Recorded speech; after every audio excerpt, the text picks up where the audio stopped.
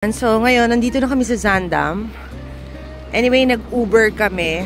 Pero, nakalimutan namin sabihin sa driver na doon kami ibaba sa Intel Hotel Amsterdam. Ayun yung green building na very, very iconic. Kaya yun, lalakarin namin kung saan kami binaba. And that's like 1 kilometer away. Pero okay lang. Chill lang. Lakad-lakad lang. No need to rush. Para hindi ma-stress. Yeah, I'll just show you this one. Really beautiful. Tahimik na lugar.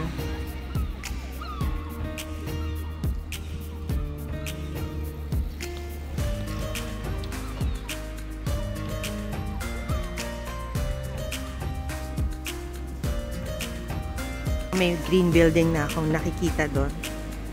Mukhang malapit na kami.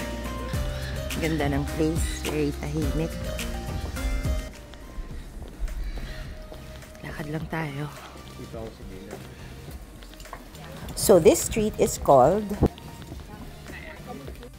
Yan, it's on the screen, pero I can't pronounce it. So this place is a very popular tourist attraction. Hindi naman tayo magugutom dito, Dad. Ang dami. Oo. Ayun. Yan na naman as usual problem namin is the toilet. Hirap maghanap ng toilet. Yan, ang daming stores. Ito, may Dunkin pa. Pasok muna kami sa mall na to. Check kung merong toilet. Hello, pigeon. Si Hubby kasi super lakas uminom ng tubig. Okay. Tingnan natin anong meron sa mall na to. As usual, it's so quiet. Clothes.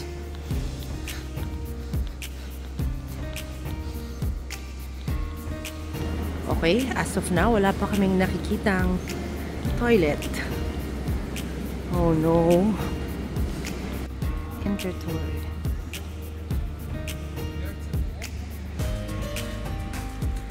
Nakita na kami ng restroom dito sa may Hema store. And the restroom is on the second floor. Tapos, at the same time, meron din maliit na parang food court dito. So, parang feeling ko lang kumain ng, ayan, yun may girl doon, yun yung parang toilet. So, feel ko lang kumain ng dessert. I don't know why, but yun, so Hubby is buying there right now.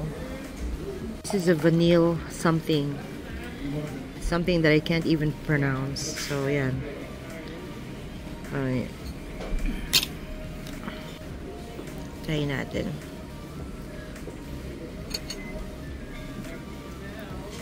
Sarap. Ano masyado matamis? So, yun na nga. Tapos na kami doon mag-CR sa department store. Balik ulit kami sa street na to.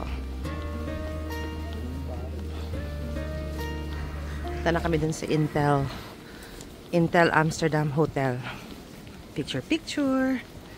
Tingnan ko ano meron doon. Very beautiful place.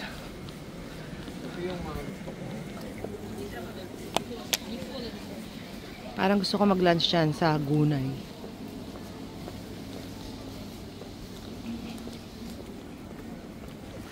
So, yan. Malapit na kami. So, yan na yung famous Intel Hotel.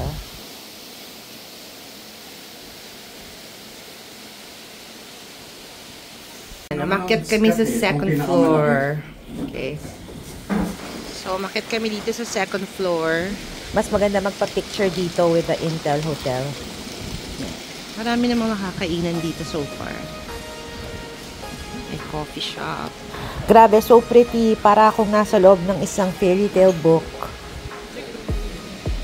Very beautiful place. Here we go. So we're here at Gunay Restaurant. Magla-lunch na kami. Beef with rice. I think this is another Turkish restaurant.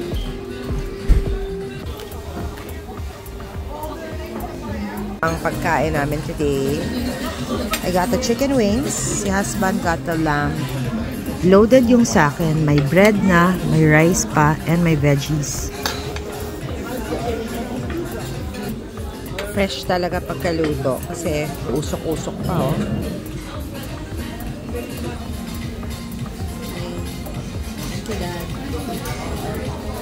Sobrang sarap ng food.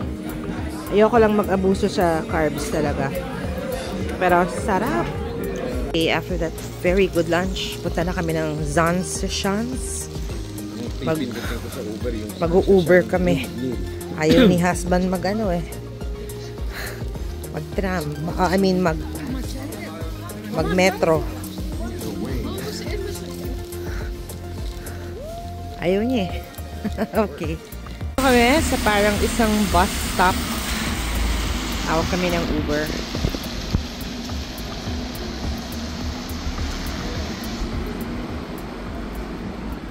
Nakasakay na kami sa Uber. Ito na kami ng Zan's Chance. Yan na, malapit na yata kami. May windmill na.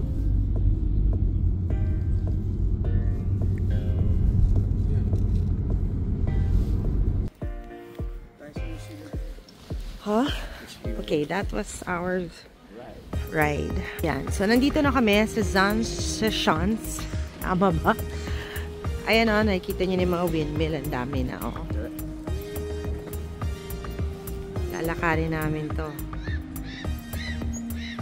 Hanggang dun. Mag-explore.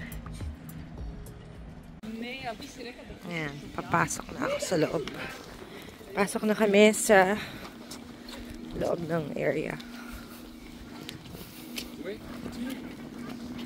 So, marami naman na restaurants and things to do.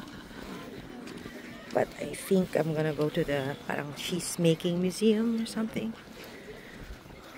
Yan. And marami din naman na restaurants. And syempre, importante kay husband, toilet. Yan, kasi problema dito talaga sa Netherlands, yung toilet eh. Meron naman, pero hahanapin mo pa. Siyempre may bayad.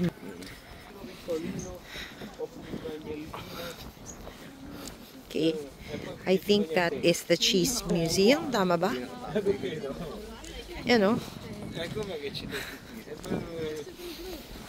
Excuse me.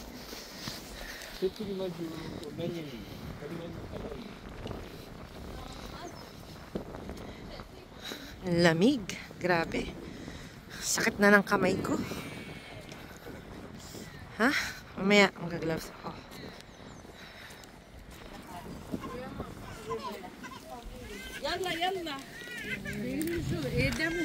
Okay, this is the cheese tasting shop. Cheese experience tasting and shop. So, free entrance. Let's go.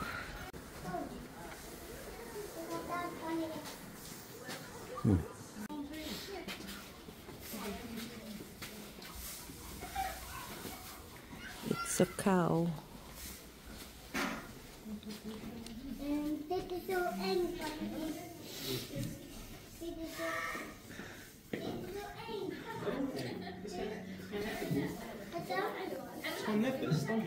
Lang.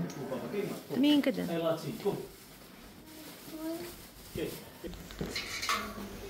Pa-picture din tayo dyan, Dad. So, ito yung cheese tasting area nila. After namin magpa-photo doon. Ano naman. Bibili kaya ako ng cheese para I can bring them home. Cheese tasting muna ako, ha?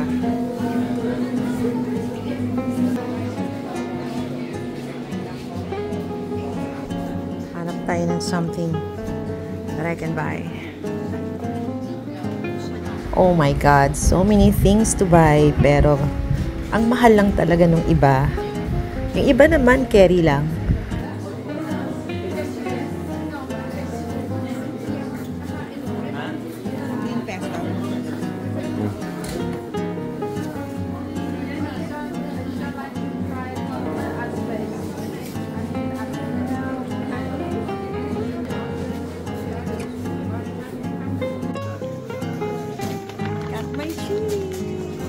Ayan, nakabili ako ng cheese. Tatlong peraso. 41 euro lahat-lahat. Windmills. Hello, ducks. Hi! Okay, now let's walk along the mga windmill.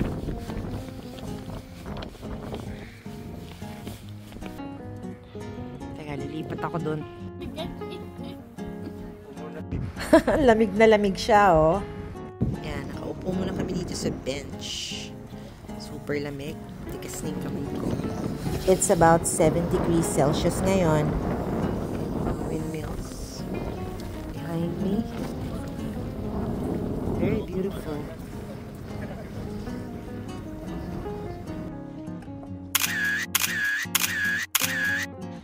Anyway, picture-picture lang kami doon sa mga windmills. Pero, balik na kami sa hotel. Lamig na eh. Super. Sakit na sa kamay. Although naka-gloves ako. Okay. You know, when you're here, makikita mo talaga, the view is really breathtaking. Pabili ako ng hot chocolate kay husband kasi lamig eh. So, ito yung sa loob ng hot chocolate. Make your own hot chocolate. Anyway, balik na kami sa hotel sa Amsterdam. Anyway, it's 7 degrees Celsius right now. It feels like 4. Kaya malamig.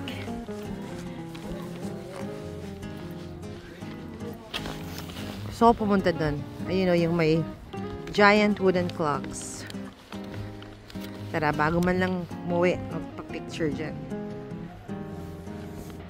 Sa may giant wooden clocks. Picture lang sandali.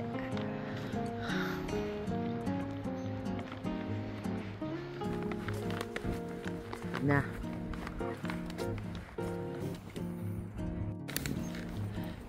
So hanggang dito na lang muna. Hope you guys enjoyed. This is Nell. Bye.